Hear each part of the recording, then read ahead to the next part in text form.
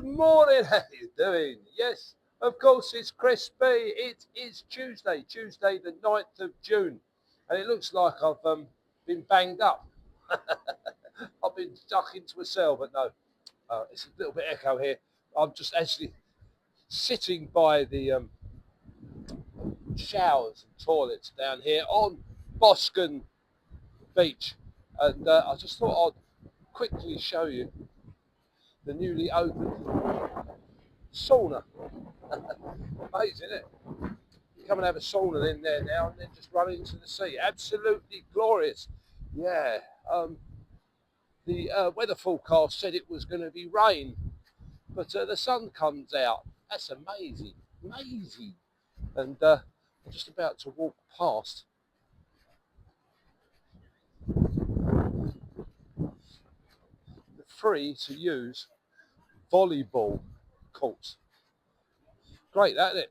Come down here. All you need to do is bring yourself a ball, jump on there with a few friends, and have a game of volleyball. Absolutely wonderful. And so I can't help but when I walk past these volleyball courts, think of my time that I spent in Durban in South Africa. They had a great volleyball team there. It's a little bit hotter than here, yeah. It was back in the 1989, 1990. I was between wives. Yeah, I had a girlfriend who managed the Cattleman. It was a restaurant on the beach there, always close to the sea. Me, Chris B, yeah. Oh, and then then I spent some time travelling all the way down south to Cape Town. Absolutely glorious country. Anyway, how you feeling? It's a little bit hard to stay happy, isn't it? There's me banging on it. Chris B happy, Chris B happy. But it's not easy, is it?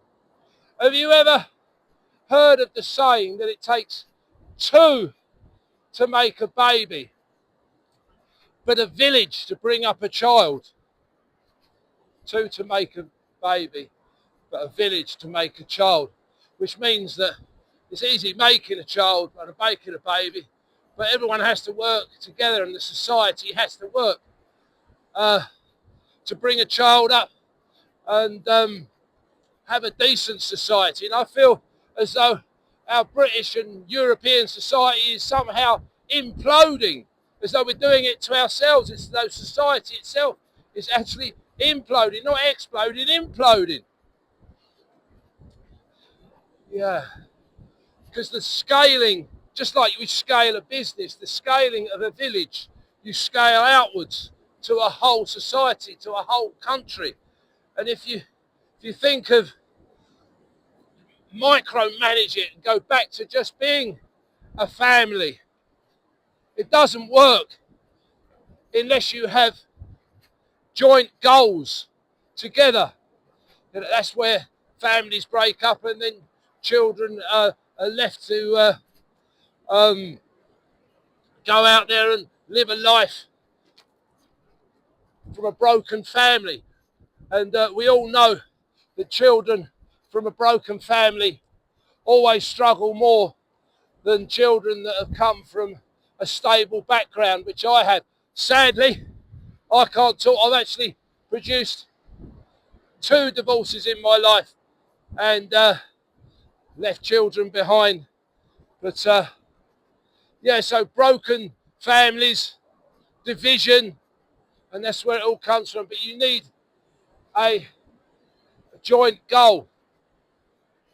And I think of it in some respects also a little bit like running a nightclub. I think of the country a little bit like running the nightclub that I had for 20 years. Because it's like a little family running a club, especially a little club like I had. And we had members who got special treatment. But the most important thing, what do you think the most important thing of any club or nightclub, especially nightclubs? It's a different world, nightclubs. Different world, nightclubs. Because all the crazies come out at night. What is the number one most important thing for a nightclub? The music, yeah, that's important. The drinks, yeah, that's important. The staff, yeah, that's important. The number one most important thing to running a good nightclub is the door staff, the security on the door, the security on the door. Who you let in to the club determines what the club is. It's quite simple, isn't it? Who you let in to the club determines what the club is. If you let in stag groups and people completely already shit-faced, you know what's going to happen. It's going to kick off continuously. So the strength and the security of your door staff is number one, paramount. Number one. And it's far better to have your arguments and your disagreements and your fights on the door than once it's in the club. Because once it's in the club, everyone gets hurt and it disrupts everything. It's very, very difficult trying to get people out of a club rather than, it's much easier to stop them from getting in than trying to get them out. In fact, it is virtually impossible. That's why a lot of clubs say no stag groups, no football teams, blah, blah, because if you get 30, 40, 30 blokes, a stag group, 30 blokes into a club that only holds a few hundred people, and you've only got 2 or 3 door staff, you can't do anything. You know, very, very difficult. So you've got to have your arguments on the door, which I have experienced many, many, many, many, many times. But if you get good control of the door, you can have a wonderful club, a wonderful night, and everyone has a great time. And you know that people that are coming in are safe. They can sit there, they can act a little bit silly, have a little bit of fun, and order a taxi and get home safe, which is what we all want in a bit of nightlife.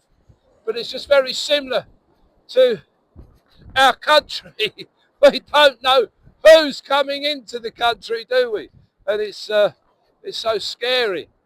Scary. I really am quite concerned for my granddaughter, who's only just coming up to 9, what it's going to be like for her. Saw some videos this morning that are horrific that I didn't thinking about sharing. I thought, no, Crispy, stay happy, don't let it in. But I'm not naive. I'm not naive about what is happening. But I still focus on keeping myself mentally strong in here and keeping myself happy, which takes me back to thinking about what my dad used to say, and even my mum in some respects, about people talking about the Second World War. A lot of people say the best time of their lives was in the turmoil of the Second World War. People were dying on a day. People were dying daily. Your best friends were going.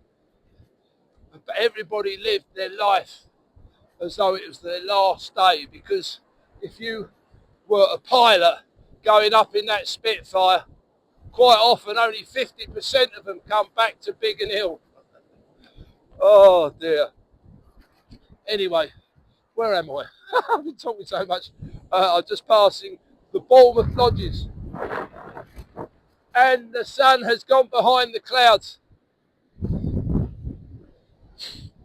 Whatever you're doing out there today, have an amazing day, and today is the only day that really matters. See you soon.